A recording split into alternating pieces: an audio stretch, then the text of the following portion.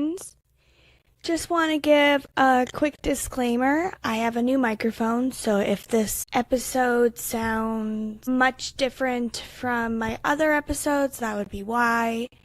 And also, I think this is my first video version that I'm uploading. If I upload a different video version, then that was probably accidental. So, video versions are now available, which is awesome. So exciting how my podcast is getting bigger. I just need more listeners now. So, share with your friends. Okay, let's get to the intro. Hi, I am MK Archlink. I'm the founder of Archlink LLC, author of Unseen Powers, and a self-proclaimed advocate for those with autism spectrum disorder. I was professionally diagnosed with level 2 autism spectrum disorder in September of 2022, and I've been working to educate myself on the topic ever since. I am here to help destigmatize neurodivergencies starting with autism. With that being said, welcome to RAW-tism, a podcast about my autistic experience and my opinions on the world. On this podcast, I will be raw and unfiltered. Whether you listen to enjoy, hate listen, or just leave it playing on mute to support me, I appreciate the effort you put into my little program, so thank you. You are always welcome to disagree with me as long as you do so respectfully and with no name-calling. I love you all. If you enjoyed this podcast, please consider rating and reviewing RAW-tism to help others find me. Ensure you're following RAW-tism on your preferred podcast streaming service so you never miss an episode. We post a new episode every Monday, but you'll never know when we'll throw in a special treat during the week. This episode of RAW-tism is about the misuse of disability accommodations and how they add to the stigma against disabled people and make it harder to make accommodations available to those who genuinely need them. Everyone, or at least everyone I know, has had the experience where one person ruins a privilege for everyone else. Your sibling looks up something appropriate on the family computer, and then suddenly there are parental controls that block your favorite harmless gaming website. Some kids vandalize the bathrooms, and then there's a limit to how long bathroom breaks can be. Or all kids need to be escorted. People abuse the honor system, making it necessary for rigid policies to be tracked. There will always be people taking advantage of their liberties and ruining a good thing for everyone else. This is a ginormous issue. And no, I'm not exaggerating or being dramatic. I can be dramatic about things that aren't so serious. From falling to the ground and faking my death when the kid I nanny is rude to me, to falsely crying that my fiancé doesn't love me when he doesn't want to buy me the newest Disney Dreamlight Valley expansion pack when I've already made the adult decision to purchase stuffies with my spending money that week. For clarification, I have my budget mapped out to allow me to spend money on frivolities. My fiancé does not control my finances. Disability advocacy is something I am never overly dramatic about. This is a severe matter. You don't go to the ICU and start flailing about like an old soap opera actress and monologue about your lost love. There's a time and a place for being fabulously overdramatic. And my podcast is not it. Okay, fine. I'll always have a tinge of dramatic flair in my voice when recording. I will admit that, but I'm trying to emphasize that this is no joke. I'm not being a whiny about something that barely matters. This isn't getting the wrong color car for your 16th birthday or your sibling getting a slightly larger piece of cake. This is a life-altering topic. I genuinely believe that we can make it for the better. Not in a wistful or daydreaming way. This is an achievable goal that can happen within the next few years. That was a song connection I didn't plan. I fit the qualifications for many government-provided disability accommodations that I do not necessarily need. I could apply for a disabled parking placard, fight for disability payments, or even get an assigned caretaker if I really wanted to. These are options for me. I don't use them because I am not in a position where they are necessary for my quality of life. Unfortunately, not everyone sees it this way. People who don't need these accommodations take advantage of the system for the convenience of it. Parking lots make me anxious with all the noise and movement. But I wear my headphones and follow common sense, and I'm fine. Using a disabled parking spot would be deceitful because my headphones are a better accommodation for my needs.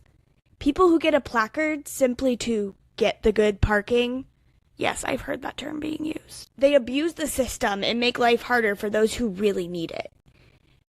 You're not going to remove a splinter surgically. It would get the job done, but it's vastly beyond the requirements of the situation. While you're on the operating table, getting that tiny sliver of non-toxic wood out of your ouchie finger, someone could be dying in the emergency room with a bullet in their chest. If you don't need it, don't use it.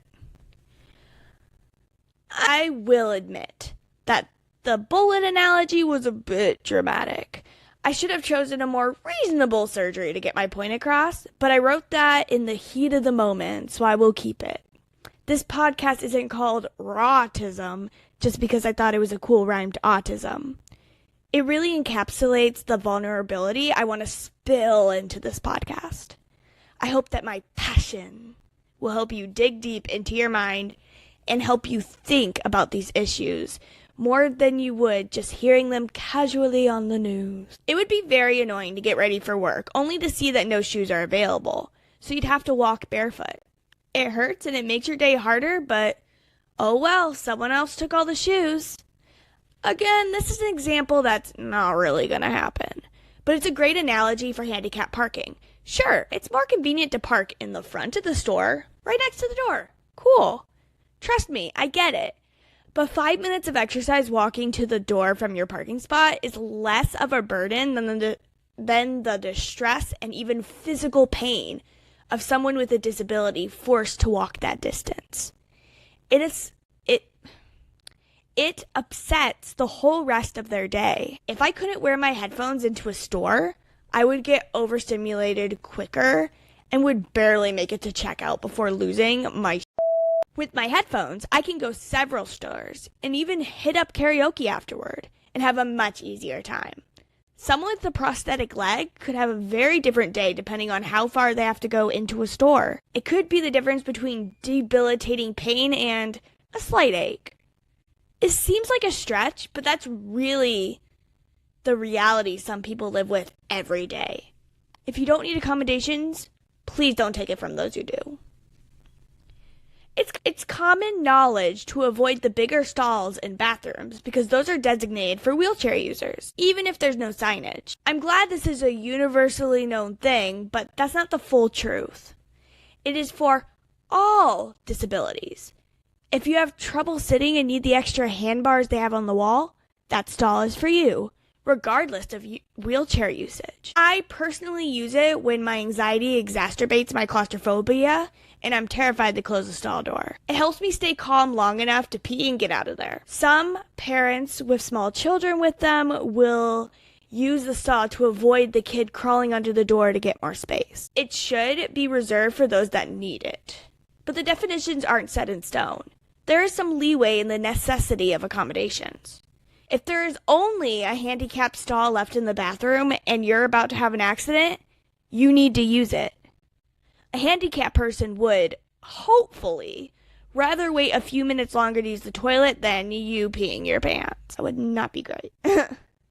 I'm not here advocating for strict laws that dictate who deserves to use disability accommodation. I'm advocating for better education on these accommodations. Education is one of the most significant points of what I do as the founder of ArchLink LLC. From a young age, students need to be taught about disabilities and accommodations. This will help prevent casual misuse from those who don't need them, and help people who need them know they are available for their use. And there is no shame. There is too much imposter syndrome in the disabled community, and I'm not even talking about the deep issues of mental illness. I'm just saying that within people who need these accommodations, there's a deep mentality of feeling like they're taking something that doesn't belong to them. I've seen so many stories of teenagers or younger children needing canes to walk, but can't go out in public in fear that an older person will judge them for taking a walking aid from a senior citizen. There's too much stigma around mobility aids and other disability accommodations, and it makes it so hard for anyone to feel fully confident using their accommodations if they don't fit the stereotype.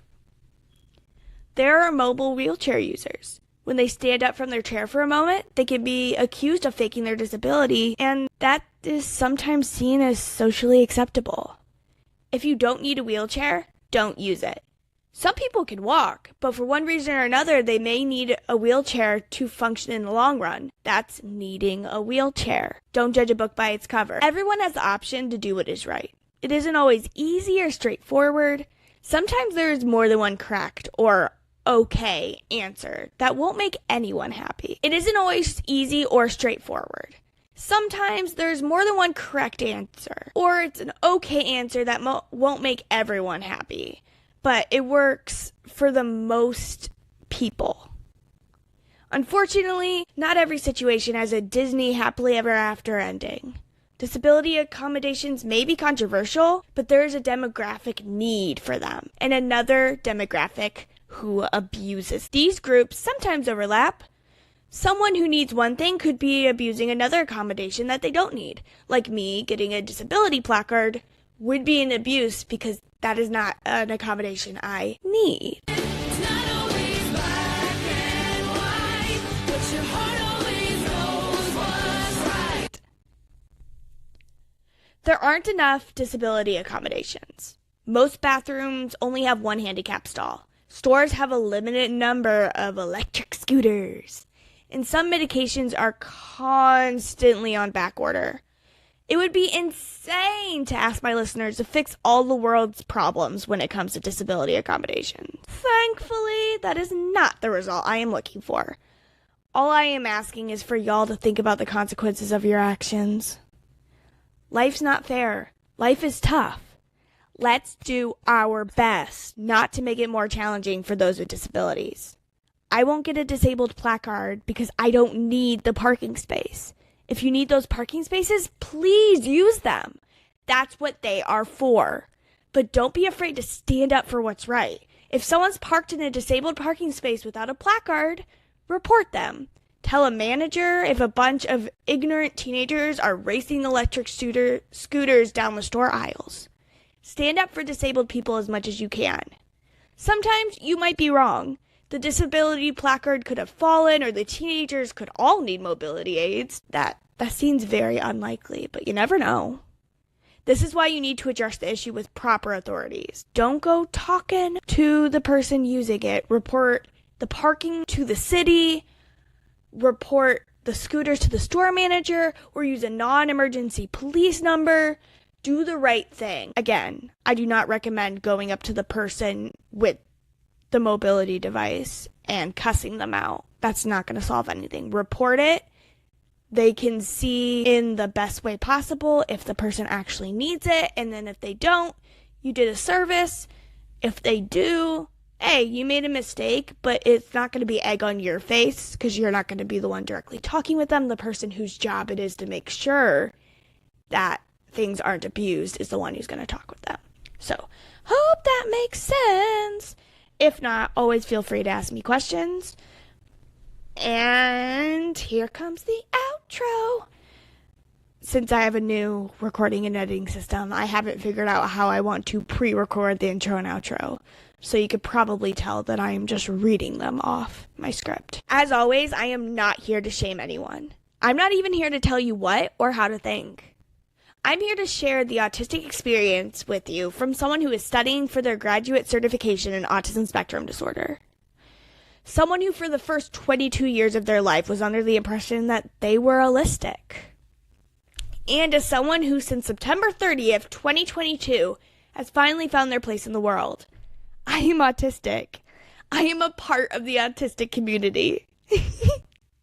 And I'm proud of it. I hope you enjoyed this episode. Regardless of your thoughts and feelings toward me, I have a love for every one of you. You are wanted by many, you are loved by many, and so many want you to stay in this world. I am one of these manys, and always will be. If you'd like to support this podcast, the description includes links with referral codes to Circle's water bottles, Pair Eyewear's customizable glasses, and my favorite Amazon products. The transcript for this episode can be found for free on my Patreon, which is also linked below. Would you like to see more of me? In that case, visit mkarchlink.com for links to my other content. A new episode of RAW-tism comes out every Monday wherever you get your podcasts. Next week's episode of RAW-tism is posted on Patreon every Tuesday. Karaoke videos are posted on Patreon every Thursday. Lastly, my book, Unseen Powers, is available in hardback, paperback, or digitally through Amazon. Remember to drink water, eat some nummies, and have your best life. Bye! Ooh, it's almost 19.